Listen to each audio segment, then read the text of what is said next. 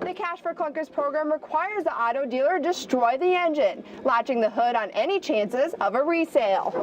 Dave, dozens of people are gathering to pay their respects to Darian Rambo. This is the area where the 10-year-old died. President Barack Obama is announcing some big changes to the auto industry. For the first time, the White House is setting national standards. The Brosteds decided to rebuild right behind their flooded home. And even though they had to give up this place, they couldn't bear to give up all of this property.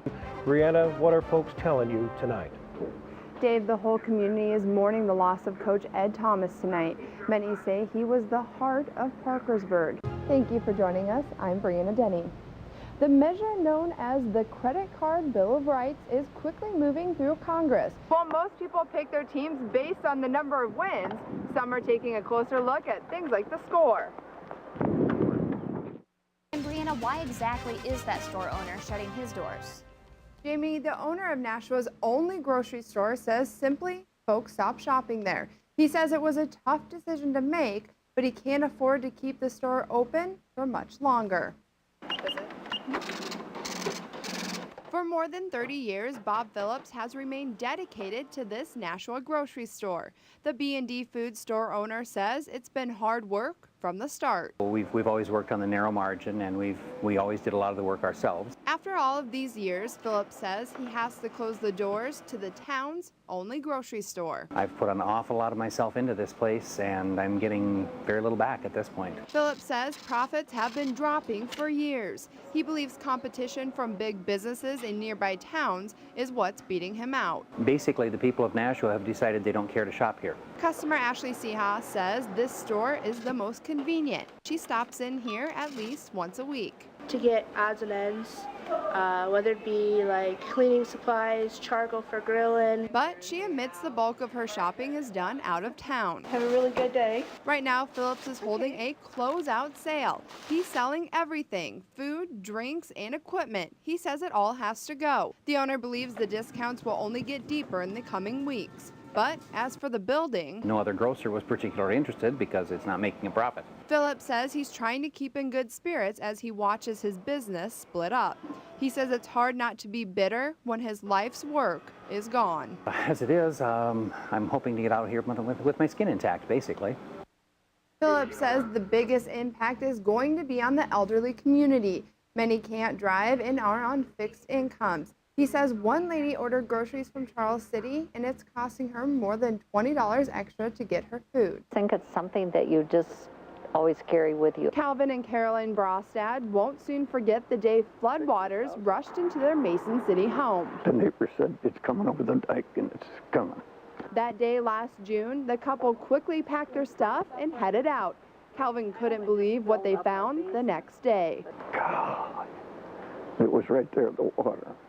Everything was floating around. I never dreamt of that. Since that day, the Brostads say it's been a year filled with cleanup, paperwork, and just trying to move on. I thought it would be all done by now. The Brostads decided to rebuild right behind their flooded home. And even though they had to give up this place, they couldn't bear to give up all of this property. I have 2 acres, and this has been in the family since the late 1800s. 5 months after flooding, crews moved in the family's new home. It's on higher ground to prevent future flooding. Carolyn says the only way they can afford to stay is through disaster recovery loans. And honestly, I didn't ever realize it would be this expensive.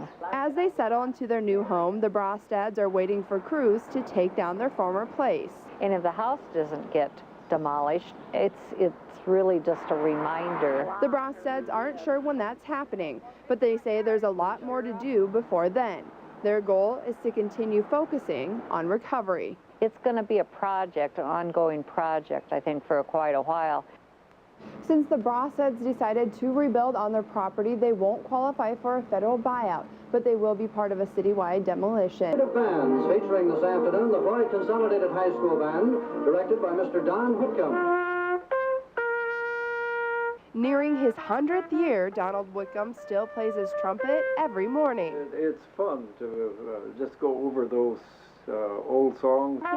Whitcomb says his love for music goes way back.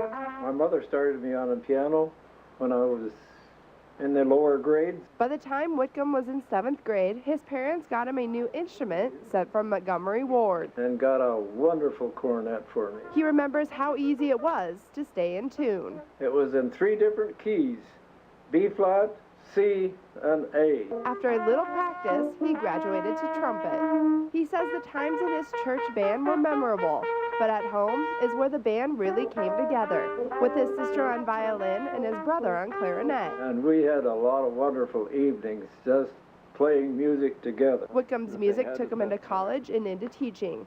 For decades, he taught hundreds of North Iowa band students. He even keeps in touch with a few. Me right here. We just really appreciate all that he has, the wonderful music that he has taught us. Eleanor Wade and Sandra Ewald were Whitcomb students. They are still playing with him more than 40 years later. Music keeps you young. Whitcomb says this is the one thing that can span generations.